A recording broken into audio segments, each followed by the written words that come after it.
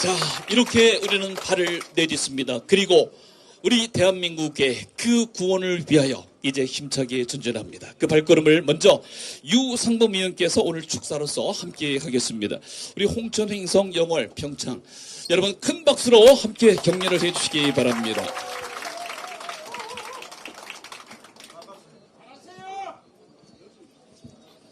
예, 격려 감사합니다.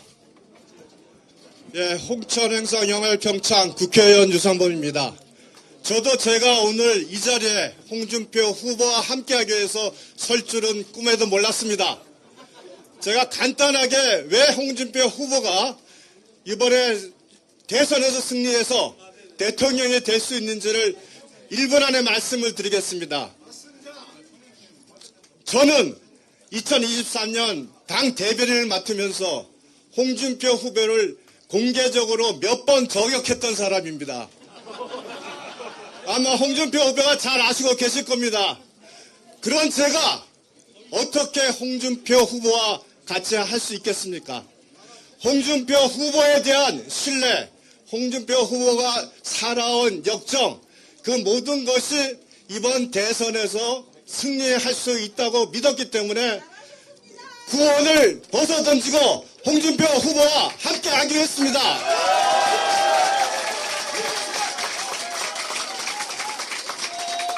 두 번째 사유가 있습니다. 홍준표 후보는 더 이상 독고다이가 아닙니다. 수많은 당원 동지 여러분이 여기 계십니다. 그러나 무엇보다도 3년 전에는 홍준표 후보를 지지했던 현역 국회의원이 몇 명이죠? 딱 2명이었습니다. 그러나 지금은 많은 의원들이 이 자리에 함께 하시지 않지만 많은 의원들이 제가 일일이 말씀드릴 수 없는 많은 의원들이 홍준표 후보와 함께 하는 것으로 알고 있습니다. 더 이상 독고다이가 아닙니다.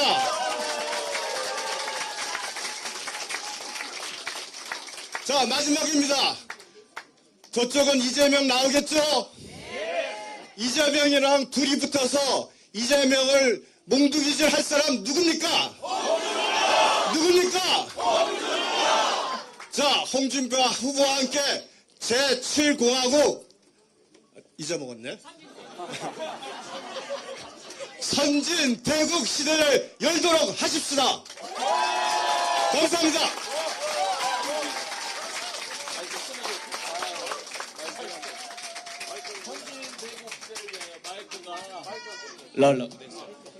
네, 우리 선진대국 시대를 위한 이 출정의 이 시간. 많은 SNS는 물론 있고요. 유튜브를 통해서 특히 홍카콜라를 비롯한 여러 유튜브에서 지금 전국에 생중계가 되고 있습니다. 여러분, 이제 우리는 제7공화국의 선진대국의 시대를 맞이하고자 합니다. 우리 국민이 기대를 하고 있습니다. 이제 여러분과 함께하는 우리의 홍준표 후보가 국민 앞에 제7공화국 시대를 선언하며 앞에 서겠습니다. 힘찬 박수로 홍준표 후보를 맞이해 주십시오. 홍준표! 홍준표! 홍준표! 홍준표! 다시 한번 방송의 박수! 의원님하고 지금 본회의 열리는데 들어가십시오. 들어가셔도 됩니다. 조금 있어도 돼요. 근데 의원 연설하다가 들어가는 거는 그거 아니까 그냥 들어가. 자, 홍준표 화이팅!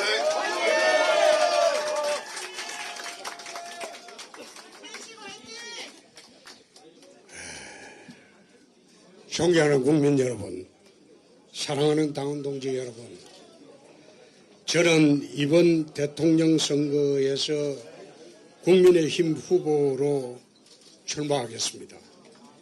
이번 대선에서 반드시 승리하여 잘 사는 나라, 행복한 국민, 강한 국가를 만들겠습니다. 제7공화국 선진대국의 기틀을 다지겠습니다. 기업과 부자에게 자유를, 서민에게 기회를, 청년에게 꿈을 주는 그런 나라로 만들어 보겠습니다.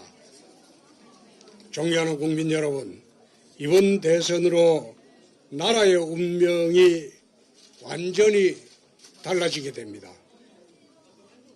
홍준표 정권이냐 이재명 정권이냐 그 둘 중 하나를 선택하는 것이 이번 대선으로 나는 봅니다. 이번 대선은 언론에서 말하는 정권 교체냐 정권 연장의 문제가 아니고 바로 홍준표 정권이냐 이재명 정권이냐 양자 선택의 그런 대선이 되어야 합니다. 다시 한번 묻겠습니다. 홍준표 정권이냐 이재명 정권이냐 과연 어느 쪽을 선택하시겠습니까?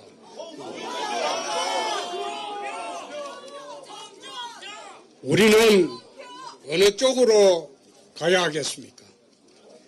이재명 정권의 종착역은 포퓰리즘과 국민 매수의 나라 남미 채빈국 베네수엘라입니다. 반대로 홍준표 정권의 미래는 자유와 번영의 선진 대국이 될 것입니다. 비양심과 폐륜으로 얼룩진 나라, 청년이 짊어져야 할 비투성이의 나라, 반칙과 불공정이 판치는 나라, 바로 이것이 이재명 정권의 미래입니다. 자유와 기회와 꿈이 넘치는 나라, 원칙과 공정이 바로 선 나라, 다음 세대에게 물려줄 자랑스러운 나라, 바로 홍준표 정권이 열어갈 그런 세상입니다.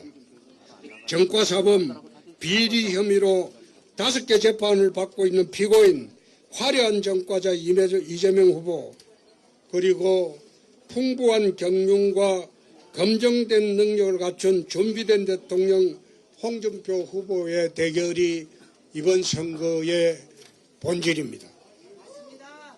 이번 대선을 통해 낡은 60 운동권 세력이 펼치는 광란의 국회 폭거를 중단시켜야 합니다.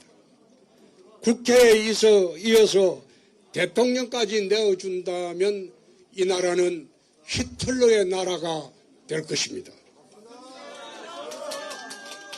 이 싸움의 맨 앞에 제가 서겠습니다.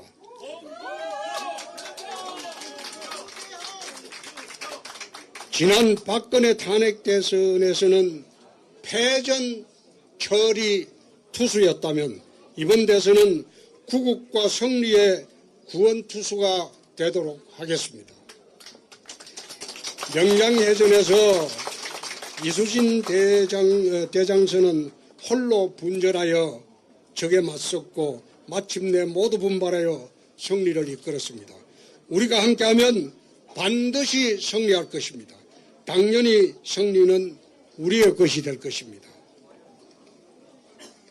홍준표는 전혀 새로운 나라, 선진대국을 위한 그런 나라를 만들겠습니다.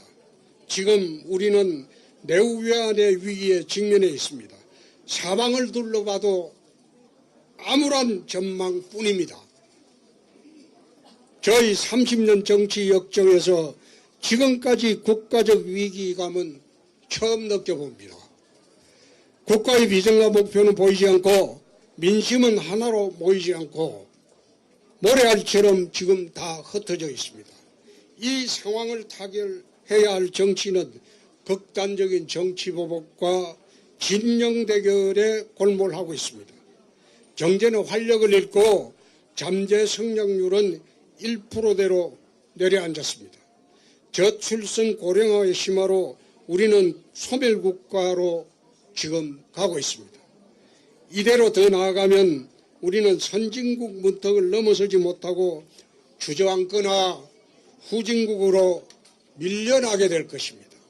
우리 후손들은 어쩌면 선진국에서 태어나서 중진국의 국민으로 살아가야 하는 기막힌 현실에 직면할 수도 있습니다. 이젠 새로운 나라로 바뀌어야 합니다. 기존 제도와 시스템에서 국민 의식까지 대한민국 국호를 빼고 싹 바뀌어야 할 때입니다. 이제 때가 됐습니다.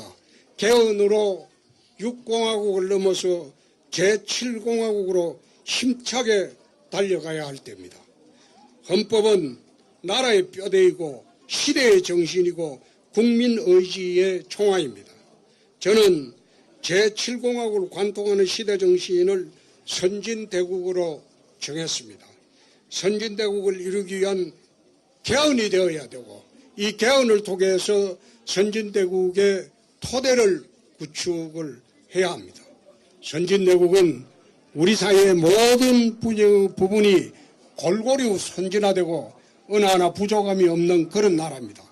정치, 경제, 사회, 문화 등 각 분야에서 선진국의 목표를 이루고 다른 나라의 모범이 되는 그런 나라가 되어야 합니다. 저는 제7공화국 개헌을 추진하고 선진대국의 깃털을 다지는 대통령이 되도록 하겠습니다. 경남지사와 대구시장으로서 경남과 대구의 미래백년을 설계하여 추진했고 이제 대한민국 미래백년의 토대를 만들고자 합니다. 대선에서 승리한 직후 대통령 직속으로 개헌 추진단을 바로 만들겠습니다. 거대 야당과 협상할 수 있는 경륜과 관록으로 국가 정통성을 바로 잇고 미래 새 시대를 여는 올바른 개헌을 하도록 하겠습니다. 우리 사회 각 부분에서 공정과 정의를 세워 선진대국의 토대를 만들도록 하겠습니다. 그리하여 우리가 열어갈 미래는 더 공정하고 더 풍요로우며 더 자랑스럽도록 하겠습니다. 존경하는 국민 여러분, 저희 지난 30년 정치 여정은 오직 한 길이었습니다. 그것은 국가 경영의 꿈이었습니다. 이 꿈을 위해 도전하고 또 도전을 했습니다. 이번이 세 번째입니다. 충분히 검증되었고 또 준비도 충분히 했습니다.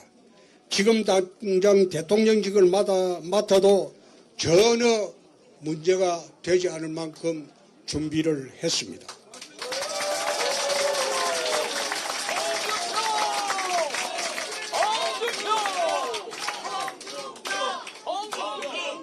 제 정책과 비전 공약은 이미 책으로 발간했습니다. 지난 3개월 동안 밤낮 없이 우리는 준비를 했습니다. 만에 하나 있을지 모르는 탄핵 대선 때문에 2017년도 박근혜 탄핵 대선 때처럼 정권을 그저 상남하는 그런 대선을 만들지 않기 위해서 탄핵 소추 직후부터 최악의 경우를 대비해서 우리는 준비의 준비를 거듭다 했습니다. 지난주까지 준비를 마쳤습니다. 선진대국을 여는 저희 국정철학 5가지를 말씀드리겠습니다. 우선 정치 복원으로 국민 통합을 이루도록 하겠습니다. 국민 통합은 우리 앞에 놓인 가장 최우선 과제입니다. 나라는 좌우로 갈라지고 영호남으로 갈라지고 남북으로 갈갈이 갈라져 있습니다. 정치가 오히려 갈등을 조장하고 정략적으로 이용되어 사태는 더욱 악화 일로에 와 있습니다. 이런 정치판을 그대로 두고는 아무것도 해낼 수가 없습니다. 개헌을 통해 상원과 하원의 양은제를 도입하고 중선거구제를 도입해서 특정 정당의 지역 독식을 없애겠습니다. 특히 양극단 세력에 휘둘리지 않고 이념과 가치의 중심을 지키는 신탕평과 각자의 몫을 인정하고 배분하는 상호 인정과 상생의 정신으로 실종의 정치를 복원을 하도록 하겠습니다. 2008년도 여당 원내대표로 광우병 파동 당시 여야 협의로 국회를 운영하고 전국을 원만히 이끌었습니다. 2024년 광주 대구 협력을 통해서 헌정사상 최대 의원 발의로 달빛철도법도 통과를 시켜봤습니다. 국익 중심의 또는 국민 행복을 넘어서는 그런 진영 논리나 가치는 있어서도 안 되고 앞으로는 이런 짓은 하지 말아야 됩니다. 교조적 이념에 얽매이지 않고 실사적 구실을 도한 실용주의 노선으로 국민 통합 원 코리아를 실현하도록 하겠습니다.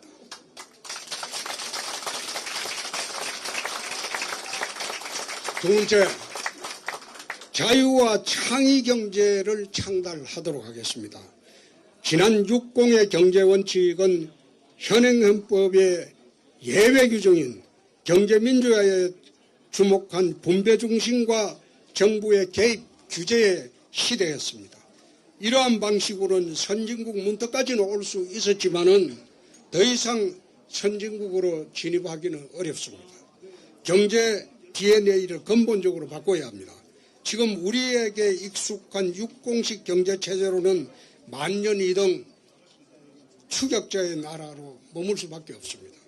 제7공화국 선진대개혁의 경제원칙은 자유와 창의를 중심으로 한 성장과 분배의 조화, 민간 중심, 정부 개입 최소화, 규제 혁파를 통한 선진국 문턱을 훌쩍 뛰어넘자는 겁니다.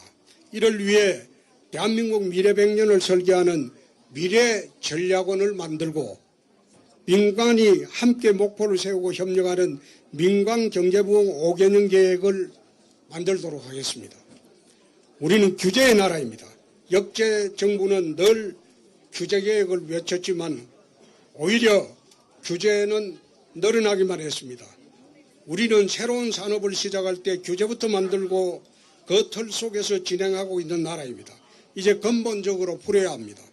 규제 방식을 네거티브 방식으로 전환을 하고 국회에 상원을 두어 규제 입법을 제한하도록 하는 두바이처럼 규제 없는 한국판 두바이 특구를 만들도록 하겠습니다. 신산업 게이트 프리 방식을 도입하여 기업이 신기술이나 신산업을 진출할 때 정부의 사전 승인 없이 먼저 진출하고 사후에 승인 받는 시스템으로 전환을 하겠습니다. 또한 초격차 기술주도 성장 전략을 추진하겠습니다. 지금까지의 2등 전략이 아니라 1등 전략으로 글로벌 경쟁을 선도하고 세계시장을 제패하도록 하겠습니다. 정주영, 이병철과 같은 우리 100년 미래의 새로운 혁신가들이 기업가 중에서 나와야 합니다.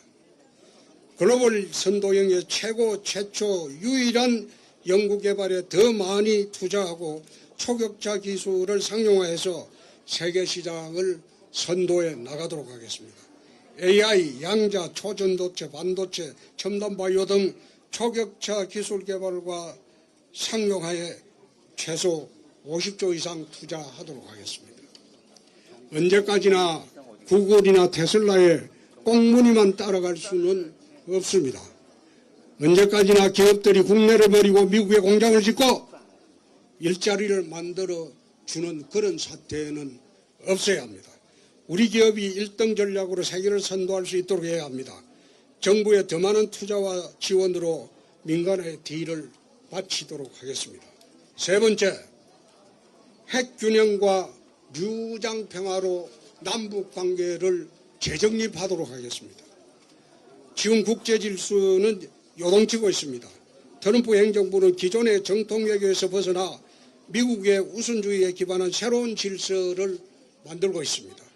한미동맹은 새로운 시험대에 올랐고 북한의 핵능력 고도화하여 실질적인 핵기업이 위협이 지금 가시화되고 있습니다. 저는 북한의 핵은 오로지 핵으로만 막을 수 있고 북핵이 현실화되는 현상 우리도 핵능력을 갖춰야 한다는 것은 불능가지입니다. 이거는 핵균형자입니다. 핵균형자로서 저희 주장입니다. 2017년부터 핵균형을 주장했을 때 많은 사람들은 거꾸로 몰았습니다. 그건 잘못된 생각이죠. 경제 문제는 먹고 사는 문제지만 안보 문제는 죽고 사는 문제입니다. 그래서 이런 문제에 우리가 둔감해서는 안 된다는 거예요. 문재인, 김정은이 판문점 회담을 그때 저는 위장평화 쇼라고 했습니다. 그 말 했을 때 국민의 80% 이상 모든 정당이 저보고 악담을 한다, 거변을 한다, 막말을 한다, 그런 말을 했죠. 근데 지나고 보니 그게 거짓말이었습니까? 그게 사실이었죠. 사실이었지 않습니까? 마찬가지로 이런 문제는 우리가 현혹되어서도 안 되고 물러서서도 안 됩니다. 지난 시기 북중로에 편향된 정권이 저질러 놓은 부정적 후과는 지금 너무나 심각합니다. 더 이상 이런 어리석음을 우리는 되풀이해서는 안 됩니다. 한미일 안보 협력을 강화하고 경제, 에너지 등 다양한 분야로 동맹을 강화시켜 나가야 합니다. 지금 미국의 통상 압력이 힘으로 치고 있습니다. 취임 즉시 미국을 방문하여 트럼프와 한미 정상회담을 통해서 이 문제를 풀겠습니다.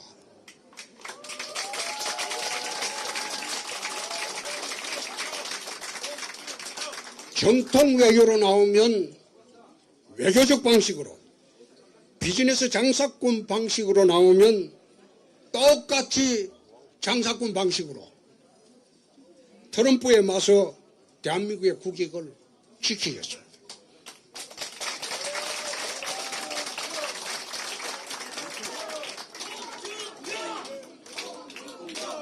국제정세의 안보지역의 통찰력이 부족하여 남의 점만 살피는 그런 유약한 리더십으로는 이런 난관을 돌파하기 어렵습니다.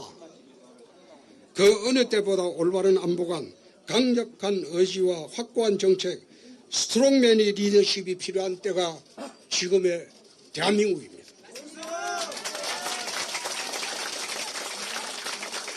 트럼프와 당당히 맞설 후보는 감히 홍준표뿐이라고 저는 생각합니다. 네 번째, 생산성에 따른 분배, 경제 성장에 상응한 복지를 추구하겠습니다. 지난 60, 40여 년 동안 노동자는 보호받아야 할 그런 대상이었습니다. 그 결과 노동권은 지속적으로 강화가 되었고 노조는 점점 비대화되었습니다. 우리 노동법은 세계에서 최고로 강력합니다. 이제는 노동자들이 경영에 참여하려고 하고 있고 불법 파업에 면책 특권까지 요구를 하고 있습니다. 우리 산별노조는 가장 강력한 이익 집단으로 변했고 이제 정치 집단으로 바뀌어 정당과의 이익 공동체까지 지금 되고 있습니다. 앞으로 보호받아야 할 대상은 노조도 없는 비정규직과 그리고 저소득층 노동자들입니다. 노동의 유연화를 이루어야 합니다. 해고가 자유로워야지 고용이 늘어납니다. 해고가 자유로워야지 정규직, 비정규직의 구분이 없어집니다. 노조도 투명하게 운영해야 하고 그 사회적 책임도 다해야 됩니다. 선진대국은 강성 기종노조와는 함께 가지 않을 것입니다. 저는 경상남도 도지사 시절 진주의료원의 강성보건의료노조와 2년간 싸워본 일이 있습니다. 이 싸우면서 느낀 한 가지는 우리가 나아가야 할 방향은 노동자, 강성노조 그들만의 이익이 아니라 국민 전체의 삶이고 국민 경제가 더 우선되어야 한다는 겁니다. 불법과 폭력을 일삼는 강성기종노의 잘못을 바로잡고 미래지향적인 노사관계를 정착시키도록 하겠습니다. 복지는 우리가 감당할 만큼 확대되어야 하지 무작정 복지만을 추구하는 복지는 미래 세대의 부담만 키울 따름입니다. 어렵고 힘든 서민들을 중심으로 복지가 확대되어야 한다고 생각합니다. 나는 이 복지 문제를 보편적 복지, 선택적 복지로 이야기를 하는데 난 그런 용어보다도 보편적 복지, 서민 복지로 나누어서 보는 게 옳지 않느냐.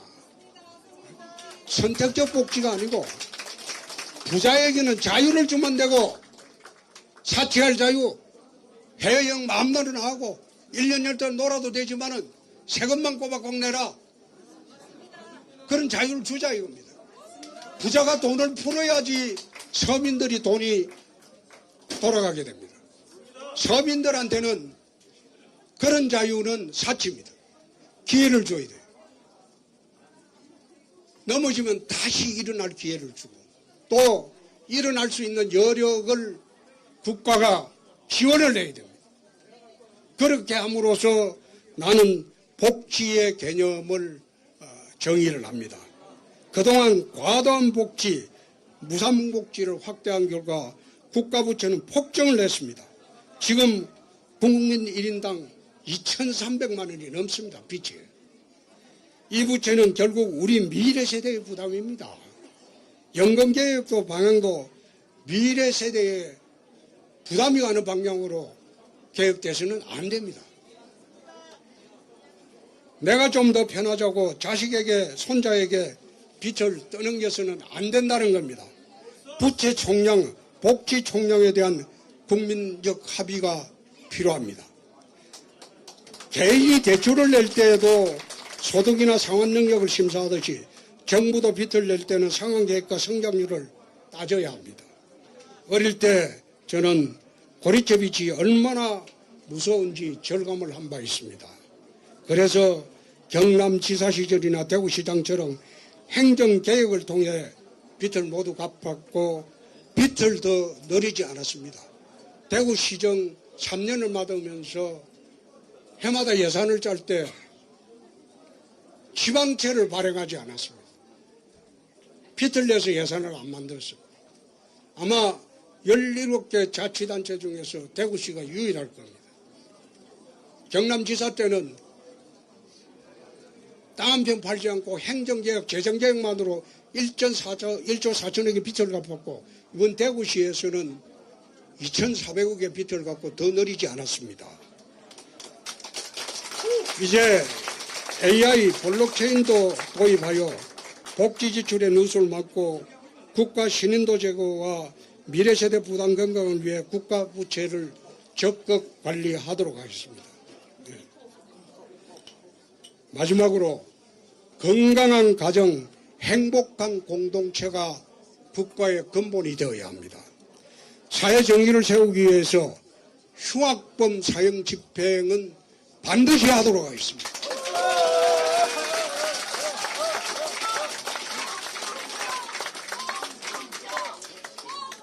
이걸 두고 일부 매체에서는 좌파 매체죠. 거구라고 하고 미개국가라고 하고 그런 이야기 하는 걸 본 적이 있어요. 미국이 사형 집행을 합니다. 매년. 일본도 매년 합니다. 미국과 일본이 미개국가입니까? 반인권 국가입니까? 근데 미국과 일본에는 한마디도 말 못하고 한국이 사형 집행하면 뭐 EU에서 뭐라고 한다? 그게 무슨 말입니까? 흉악범의 생명권과 중요하고 흉악범에 의해서 무참히 살해된 그런 억울한 피해자의 생명권은 전혀 중요하지 않다는 겁니까?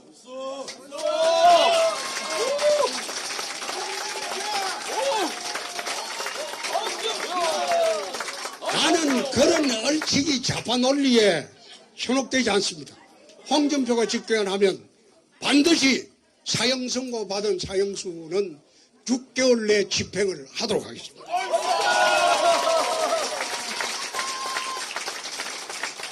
우리 사회의 편법과 엄서제도를 막기 위해서 선발 절차는 공정해야 됩니다.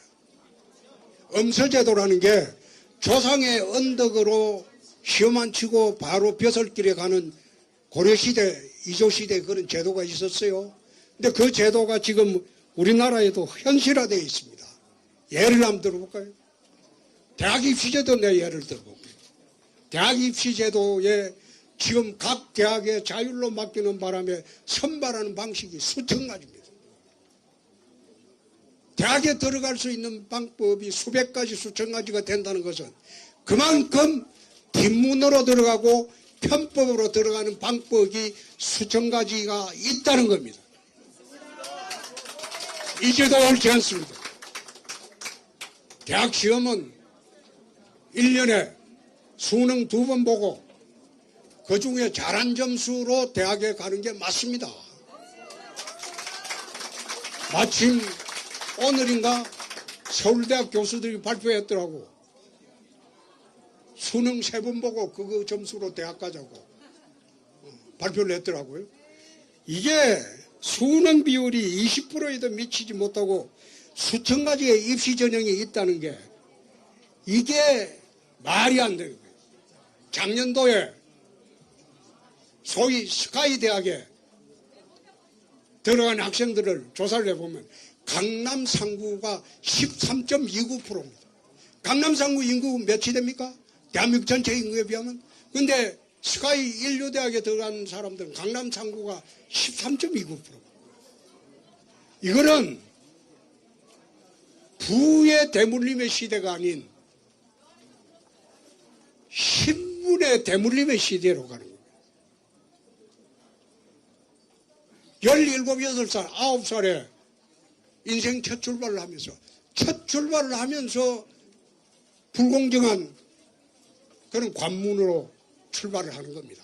그래서 홍준표가 대통령 되면 대학 입시제도는 단순화하겠습니다. 1년에 수능 2번 보고 2번 중에서 잘 본 그 점수로 대학 가는 제도로 하겠습니다. 그리고 그 출제는 80% 정도를 EBS 교재에서 출제해서 상권에서도 EBS만 보고 대학을 갈 수 있도록 그렇게 할 겁니다.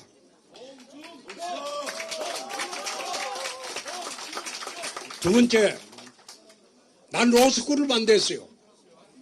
저건 잘못된 제도다. 저 제도가 20년 전에 도입될 때 시행이 되면 엄서제도가 될 것이다. 부자들, 고위층 자제들 로스쿨 가서 판검사 될 때 면접만 봅니다. 시험 안 칩니다. 그래서 웬만한 집안의 자제들은 대부분 시험 안 치고 면접으로 판검사 다 돼요. 이 잘못된 제도예요. 그래서 변호사 시험도 로스쿨 나오지 않은 사람도 예비시험 제도를 도입하겠습니다. 그래가 예비시험 제도를 도입해서 변호사 자격 합격을 하면 그 다음에 판검사 임용은 판검사 임용 시험 제도를 도입하겠습니다. 그래서 한국 사회 특권 정당화의 점유물이 되는 그런 시대를 막아야 됩니다. 우리 공동체의 기초는 공정과 정의입니다. 건강한 가정이 그 출발입니다. 가정의 회복, 이것이 저희 강력한 소신이고 지금까지 실천해 오고 있습니다. 가족 중심주의, 페밀리즘에서 시작하여 저출산 고령화 문제를 해결하고자 합니다. 이제 외래 가치에 무분별하게 수용할 것이 아니라 우리가 지켜야 할 가치를 확고해야 됩니다. 페밀리즘으로 가는 것이 한국 사회를 복원시키는 첫 출발이라고 봅니다.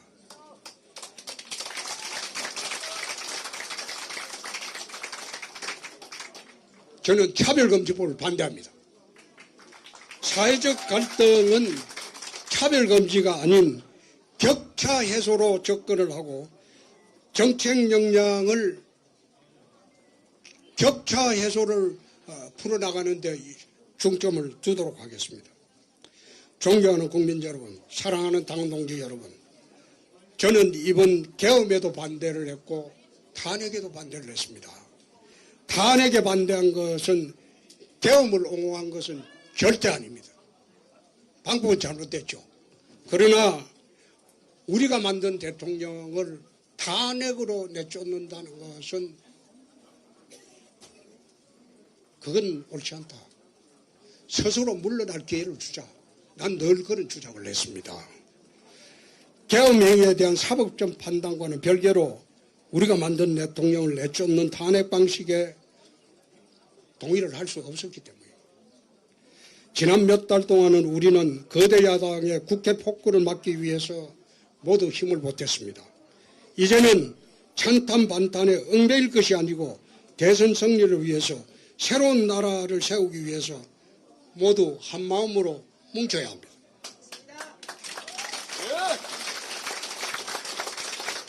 적대적 공생의 비정상은 이제 끝내야 됩니다. 계엄 사태가 탄핵으로 정리되는 만큼 이재명 후보도 적대적 공생 관계에 있는 이재명 후보도 사법 심판대로 돌려보내야 합니다. 오직 국민의 심판으로 유권자의 선택만이 비리와 불법의 범죄자를 확실하게 단죄할 수 있을 겁니다. 그게 이번 대선입니다. 명운을 그은 대전에 가장 준비되고 경험 많은 든든한 장수가 나가야 되겠죠. 준비가 부족하고 검증 안 된 정치 초보 대통령 선택했다가 우리 참 많이 고생했지 않습니까? 홍준표와 함께 승리하고 선진대국의 풍요와 번영을 함께 누리도록 다 같이 갑시다.